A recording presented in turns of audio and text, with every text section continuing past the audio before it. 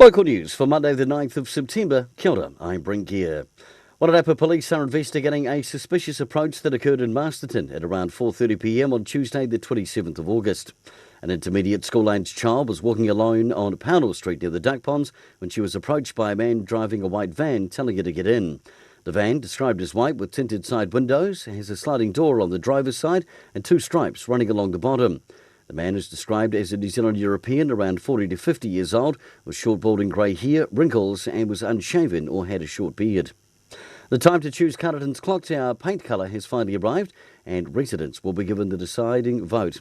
The once heralded Carterton's Big Ben has been under repair since a seismic assessment in 2015 identified the structure as earthquake prone. And in sport, the Farriers Wairarapa Bush have held out a late charge from King Country to pick up a bonus point victory on the weekend. Up 29-14 at half-time, they secured a 37-31 win and now sit sixth on the Heartland table. For local news and sport, I'm Brent Gare.